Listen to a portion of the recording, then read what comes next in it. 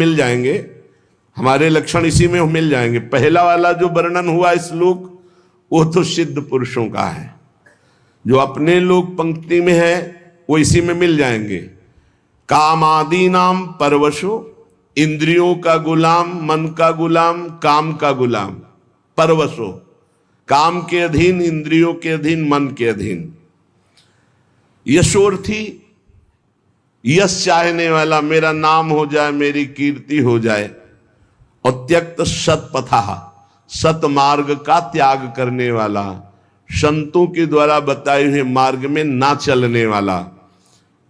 कह रहे कि ययादपि तत्कृपा, यदि वृंदावन की कृपा हो गई और उसने निश्चय कर लिया कि मैं आजीवन वृंदावन वास करूंगा, तो कह रहे कथम वृंदावन सिद्धिम न, उसे कौन सी सिद्धि नहीं प्राप्त हो जाएगी, सब कुछ प्राप्त हो जाएगा। भाई ये बात पकड़ लो। ये थोड़ा बहुत कठिन बात है, क्या? आजीवन वृंदावन वास करना। ऐसी ऐसी परिस्थितियां लुभावनी आती है कि आप चलो बस, ऐसी ऐसी भयावनी परिस्थितियां आती, आपको अब तो चलना ही पड़ेगा। वृंदावन का नियम ऐसा कट्टर ले लो कि प्राण निकल जाए सो स्वीकार, लेकिन हम सशरीर जीवित वृंदावन से ब्रज के बाहर नहीं जाएंगे। तो चाहे वो कामी पुरुष हो, चाहे यशोर्थी पुरुष हो, सतमार्ग का त्यागी पुरुष हो, तो भी उसे भगवत प्राप्ति हो जाएगी।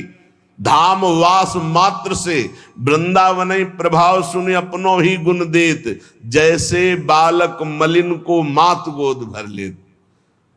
भगवत प्राप्ति बहुत दुर्लभ दिखाई देती, क्योंकि इंद्रियों को समेट पाना, मन को समेट पाना, रात दिन निरंतर भजन में लगे रहना, जब तक जीवित है कोई गलती ना होने पावे, तब भगवत प्राप्ति। धाम की कितनी महिमा है कि वो कामी पुरुष है, परवश है इंद्रियों के। यही बात ध्रुवदास जी ने भी लिखा है, यद्यपि भक्त अनन्य जो। यही बातें हृदय को बलवान बना देती है। यद्यपि भक्त अनन्य जो, विषय इंद्रियन बस होए, कर्मठ कोटि जितेंद्रियन तेषम लहय न कोय। जो श्यामा श्याम का अनन्य हो गया है, यद्यपि वो अभी विषयी है, जितेंद्री नहीं हुआ, तो भी करोड़ों जितेंद्रियों, करोड़ों कर्मकांडी उसकी समानता नहीं कर सकते, क्योंकि वो श्यामा श्याम का अनुरागी है, श्यामा श्याम का अनन्य है। शरणागति में सुग्रीव जी के प्रति जो भगवान का शरण्य का भाव दिखाया, वो बहुत पुष्ट करता है। सुग्रीव जी से हनुमान जी महाराज, वो देखो जो राजकुमार आ, सुग्रीव जी तो कांप गए। उनको लगा कि ये बाली के द्वारा भेजे हुए, क्योंकि बाली यहां सापवश आ नहीं सकता, इसीलिए वो सुरक्षित थे वहां। हनुमान जी से डर करके कहा कि अब तो प्राणों को कहां हम सुरक्षित रख पाएंगे, क्योंकि जहां भागेंगे वहां बाली पहुंच जाएगा। हम इसी पर्वत पर केवल सुरक्षित थे, ऋषि के साप से वो यहां आता। ये दो दिव्य राजकुमार हमें लगता है उसी के भेजे हुए, तुम जाओ देखो कौन है। हनुमान जी विप्र रूप में गए, सामने अरविंदाक्ष भगवान पर दृष्टि पड़ते ही साष्टांग दंडोत। आप कौन हैं स्वामी? नंगे पैर ऐसे कटीले कंकरीड़े जंगल में भ्रमण कर रहे हैं, आपके इस भ्रमण का हेतु क्या है? कहा मैं दशरथ नंदन राम और ये लखन, पिता की आज्ञा से हमें 14 वर्ष का वनवास मिला हुआ है, पर आप कौन हैं? विप्र देवता, आप ऐसे मृदु वचनों से और आपको देखने से लग रहा है कि आपका हृदय बड़ा महान है, क्योंकि आंखों में अश्रु आपके भरे हुए हैं। आप कौन हैं? तो बोले स्वामी मैं तो मंद बुद्धि भूल सकता हूं, लेकिन आप ऐसे पूछेंगे, मैं तो आपका सेवक हूं।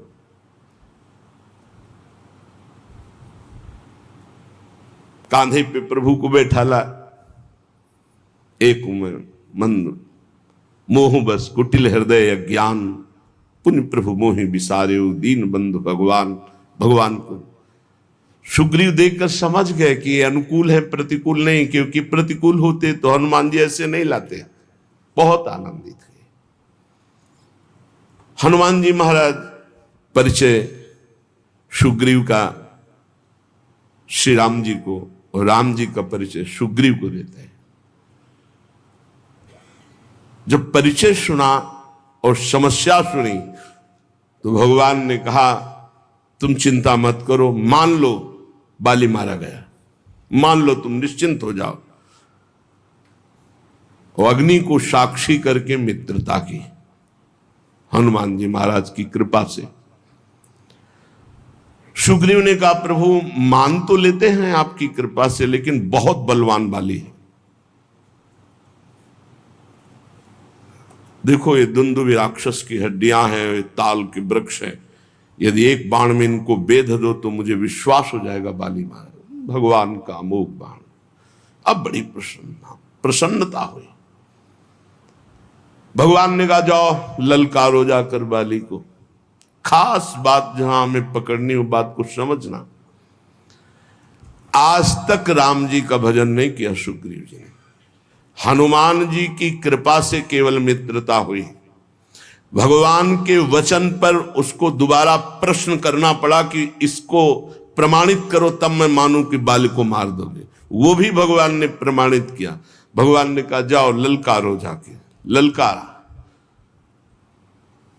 बाली ने सोचा कि हमारे घूंसे के प्रहार से प्राण बचाकर भागने वाला किष्किंधा के द्वार पर ललकार रहा है। अपनी पत्नी तारा से कहा ऐसा कौन सा बल इसमें आ गया। बोले प्रभु मैंने सुना है कि सर्वलोक महेश्वर भगवान श्री राम इनसे मिल गए हैं, अब आप इनसे वैर मत कीजिए।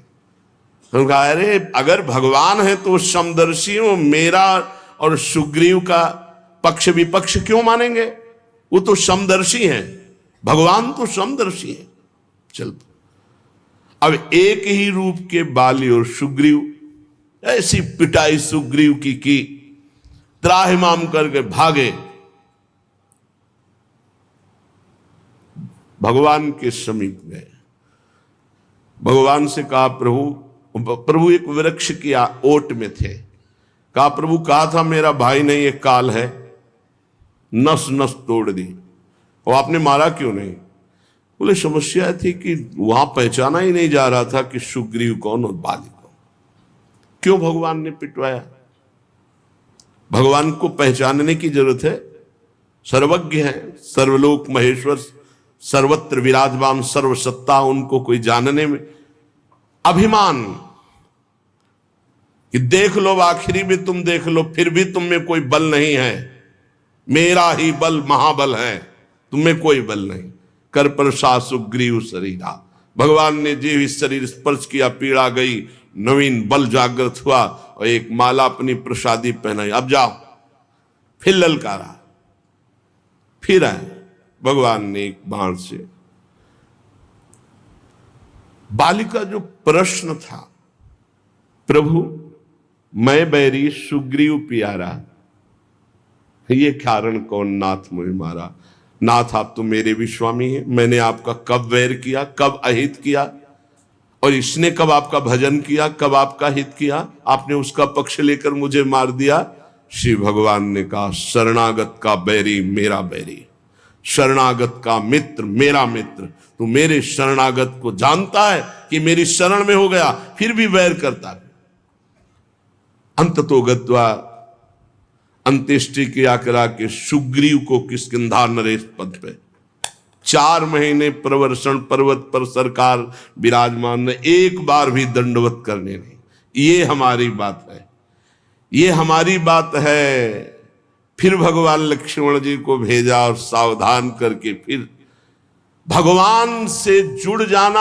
हमसे हो सकती भूल, हमसे कमी हो सकती है, हम अजितेंद्री हो सकते हैं, हम कामी हो सकते हैं, हमसे अपराध बन सकता है, लेकिन रहत न प्रभु चित चूक किए कि करत सुरत 100 बार ही एक। इसको मैंने स्वीकार किया है, ये मेरी शरण में है। वो केवल अपने स्वार्थ की वह शरण, तो भी भगवान उसे अपना शरणागत मानते। ऐसा स्वभाव उमा राम स्वभाव जे जाना, ताई भजन तज भावनाना।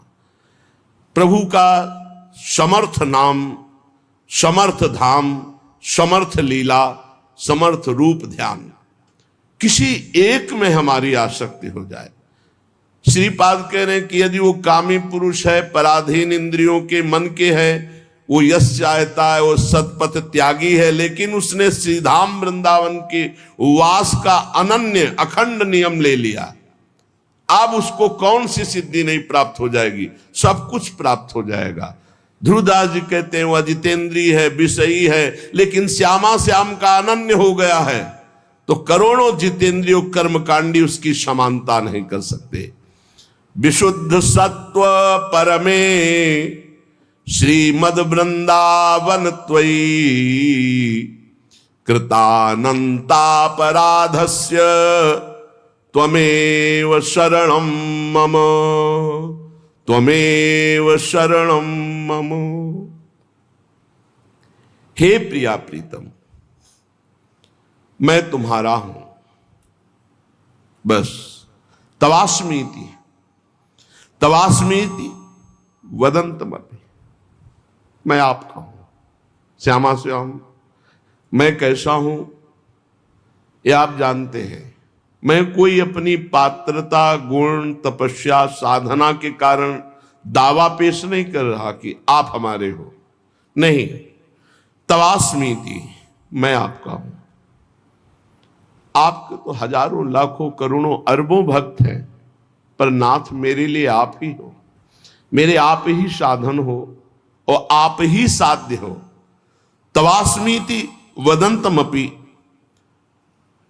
मामृषा, और खास बात ये भी मैं झूठ बोल रहा हूं, क्योंकि तवास्मीति मैंने बहुतों से बोला है। मैं आपका हूं, मैं आपका हूं, मैं आपका हूं, बहुत से बोल चुका हूं, ये भी सत्य नहीं है। बहुत सुंदर बात, देखो कैसी प्रभु की महिमा है। अगर वो स्वीकार ना करे तो हम झूठों का काम ही नरक में पूरा हो। विशुद्ध सत्व परमे वृंदावन त्वयि, ये विशुद्ध सत्व में वृंदावन है, अनंत अपार महिमा है। लेकिन इसमें जो करुणा समुद्र विराजमान लाडली लाल है, एक बार कोई हृदय से कह दे, झूठा ही सही, तवास्मीति, मैं आपका हूं, बहुत बड़ी बात, बहुत बड़ी बात। हृदय से तवास्मीति वदंतमपि परमामृषा, सच्ची कहता हूं प्रभु, ये बात पूरे संपूर्ण हृदय से मैं नहीं कह रहा हूं। कहीं ना कहीं कोई विषय राग, कोई व्यक्ति राग, कोई और होगा, झूठा भी हो सकता है, पर मैं ये कह रहा हूं कि आपके सिवा मेरा कोई नहीं। तो महापतित मप्यात्म कारुण्याद आत्मसात, ओहो, महाकरुणा में श्री प्रिया प्रीतम उसे आत्मसात कर लेते हैं, अपने में मिला लेते हैं, अपना रूप दे देते हैं। किशोरी मात्मानम, अपना रूप सहचरी वपु। श्री लाल प्रिया की इच्छा ही सहचरी है, लाल प्रिया का मन ही सहचरी है, लाल प्रिया की संधनी शक्ति ही सहचरी है। ऐसे एक बार जो हृदय से बोल दे मैं आपका हूं, तो ये कभी छोड़ते नहीं हैं। और महापति तो हो, नीच हो, तो कह रहे हैं करुणया दात्मसात, करुणा करके उसे अपना स्वरूप प्रदान कर देते हैं। ऐसा हमारे प्यारे जू का स्वभाव, ऐसा महामहिम करुणा में वृंदावन। अब हमको चूकना नहीं चाहिए, बहुत बढ़िया अवसर मिल गया है।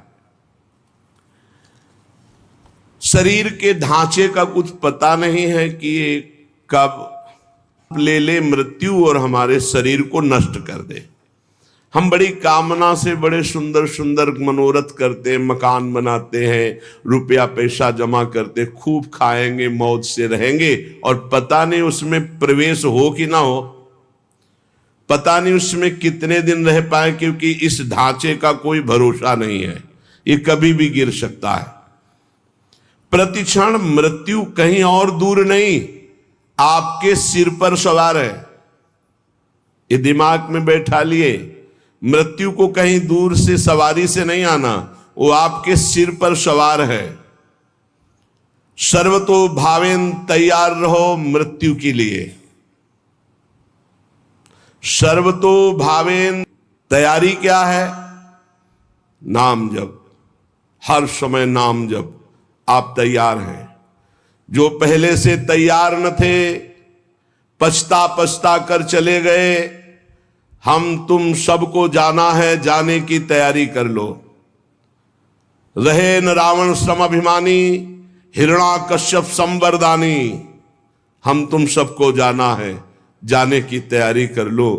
जो पहले से तैयार न थे, पछता पछता कर चले गए। प्रतिक्षण मृत्यु सर पर सवार है। सर्वतो भावेन, मृत्यु के लिए तैयार हो जाओ। मृत्यु जीवन का अंत करेगी ही तुम्हारे, जीव का नहीं, जीव का नहीं, जीवन का। इससे जितना भजन कर लोगे तो तुम अपने स्वरूप का रहस्य जान जाओगे। मृत्यु शरीर को नष्ट करती, तुम्हें नहीं। यदि ये ज्ञान प्रबल जागृत हो गया तो मृत्यु की मृत्यु हो गई, निर्भय हो जाओगे। यदि ये बात ना हो तो प्रभु की शरण में हो जाओ, तो निर्भय कर देंगे। एक ऐसी भूमा स्थिति जागृत हो जाएगी जहां मृत्यु का कोई भय नहीं है। अतएव सब तरह से सदा सर्वदा सावधान रहो। जीवन की एक एक श्वास मृत्यु निकाल रही तुम्हारे पास। जैसे 1,00,000 श्वास है, अब गई तो माइनस होती चली जा रही।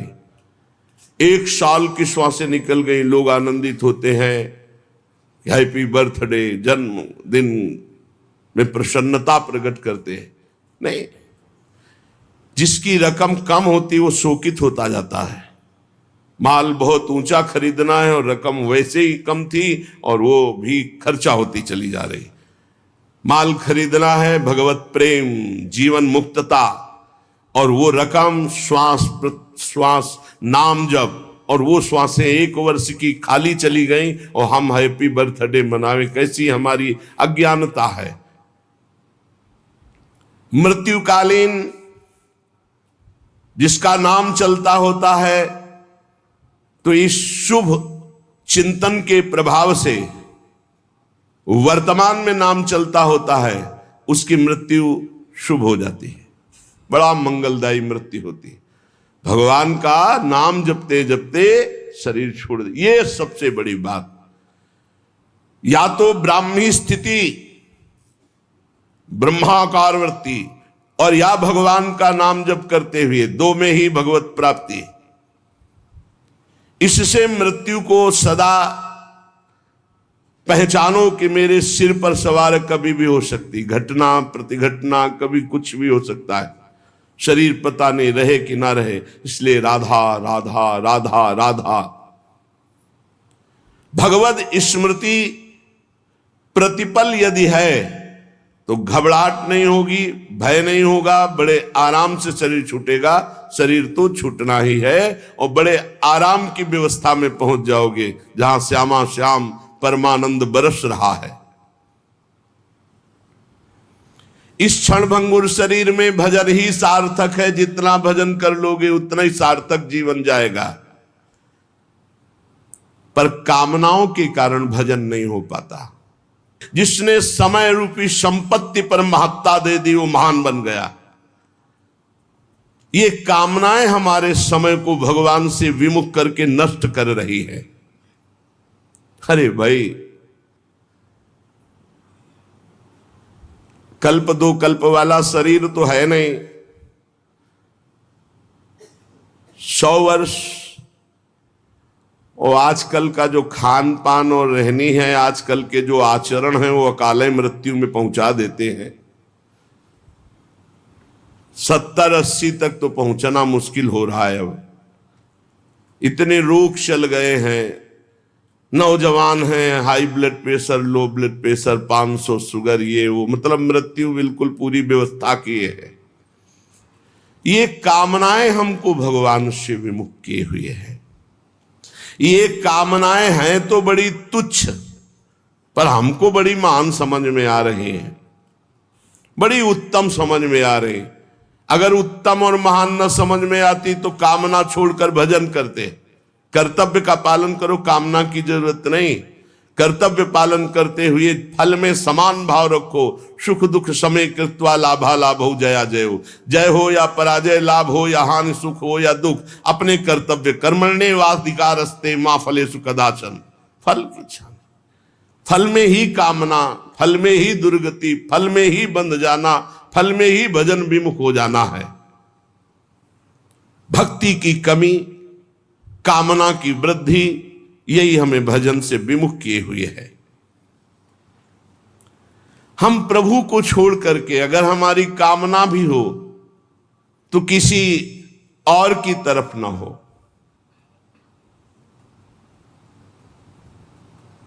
जग जाची को न जाची जो जिए जाची जान की जान ही रे।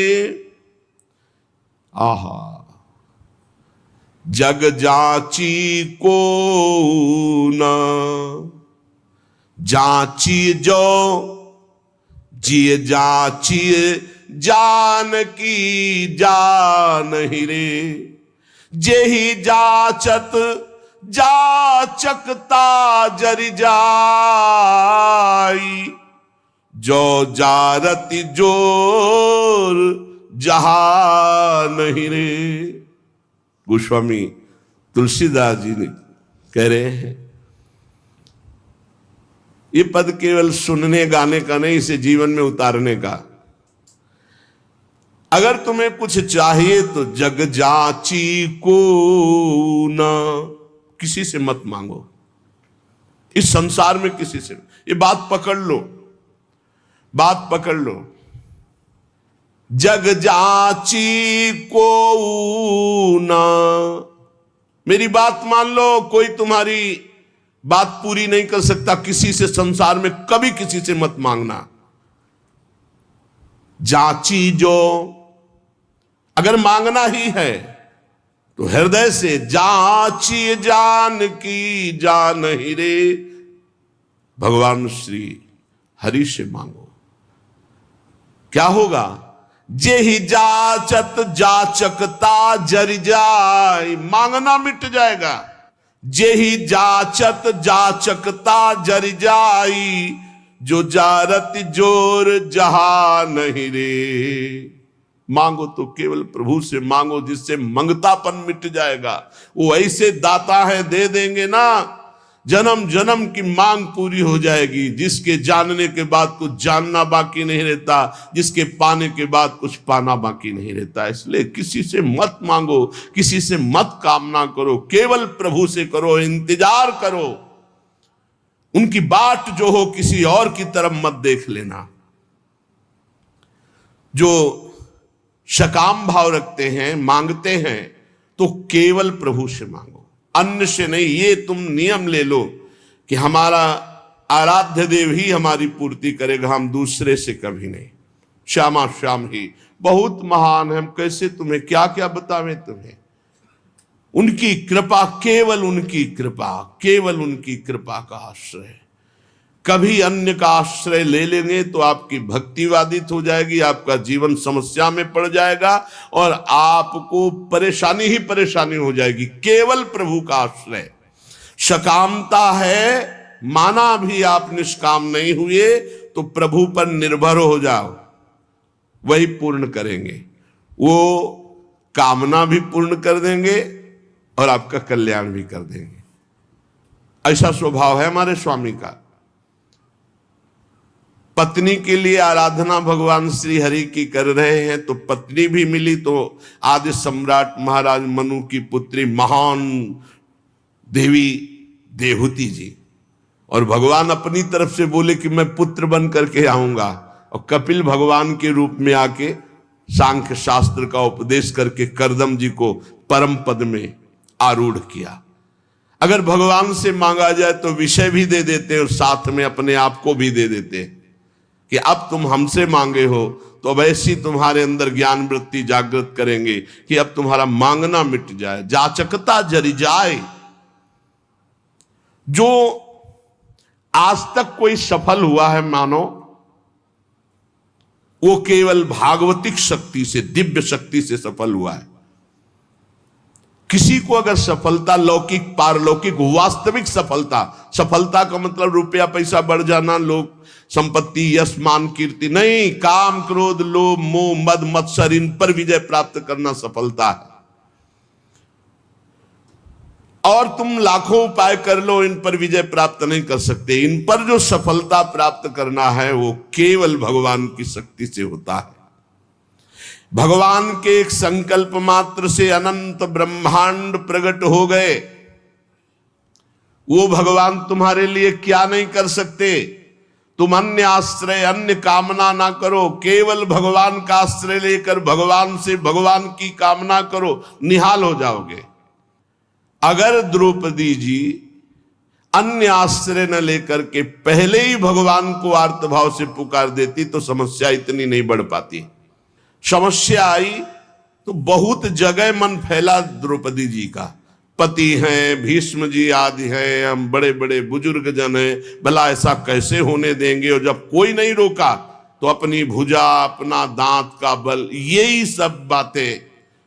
यही सब बातें हमें भगवान से दूरी बनाए हुए हैं, समय की दूरी बनाए हुए। और जहां उन्होंने सब आश्रय छोड़ा और एकमात्र भगवान को पुकारा तो भगवान वस्त्रावतार हो गया। ये केवल कथा सुनाने और पढ़ने की विषय, सुनने का पढ़ने का विषय नहीं, ये जीवन में उतारने का है कि चाहे विपत्ति हो, चाहे कामना हो, कैसी भी परिस्थिति, सीधा श्री भगवान से आर्त भाव से अन्य आश्रय छोड़कर पुकारे तो हमारे जीवन का बहुत बहुत आनंदमय परिवर्तन हो जाएगा।